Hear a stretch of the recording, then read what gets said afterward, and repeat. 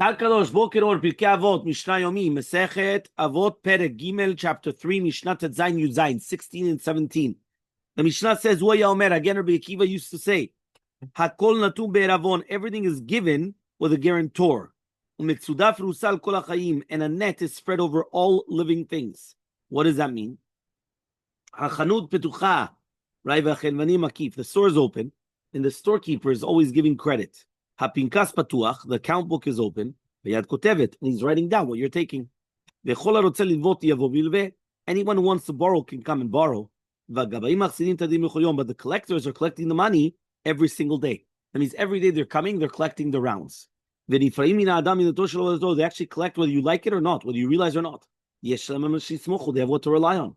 The judgment is true, and everything's going to be fixed, prepared for the banquet. What does that mean? You remember I brought down, when you explained this Mishnah, that HaKadosh Baruch Hu, basically this world is a very expensive place. People don't realize it, but it's really expensive. What does that mean? That people come and you're able to come and take whatever you want, right? And you're able. And HaKadosh Baruch Hu gives you. HaKadosh Baruch Hu gives you health. He gives you money. He gives you children. He gives you parnasa. He gives you everything. And then what happens is that when a person already gets all these things, there's the gabayim. Who are the gabayim? The malachim. The malachim, they come and they take back whether you like it, whether you don't like it, whether you know about it or you don't know about it.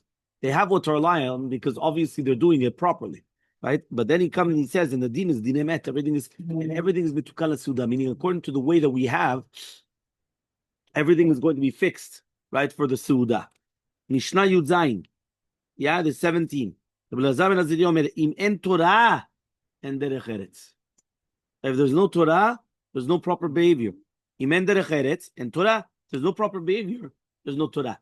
People that don't know how to behave, so forget about learning the Torah. It just doesn't work. Im en chokhmah and ira. If there's no wisdom, there's no fear. Im en ira and chokhmah. If there's no fear, there's no wisdom. Im en bina and dat. If there's no bina, if there's no understanding, right? If there's no intelligence, there's no dat. There's no understanding. If there's no understanding, there's no dat. Im en kemach and Torah. Im en Torah and kemach. If there's no flour, meaning there's no food, there's no Torah.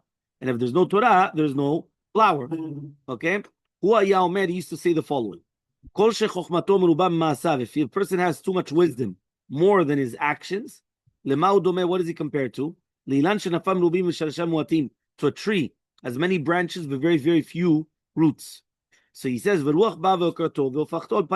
what's going to happen is the wind comes and it's going to uproot it. So he's going to be like a lone tree in the plain, which not will see when it's the good is going to come. Because it's going to uproot it.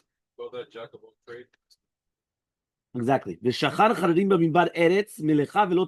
tree, right, is going to dwell in dryness in the wilderness and a salty land where nothing lives. But if you have much more actions than your chokhmah, meaning the yikar is the actions of the human being. As long as you have the yikar, the actions, what is it compared to? The it could be that there's not a lot of branches, but it's got a lot of roots. But even if all the ruchot in the world are going to come and they're going to be neshvot, yeah, what's going to happen? He says, they're not going to move him from his place.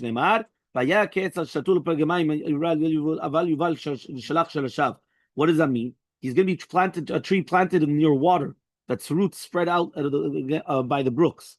So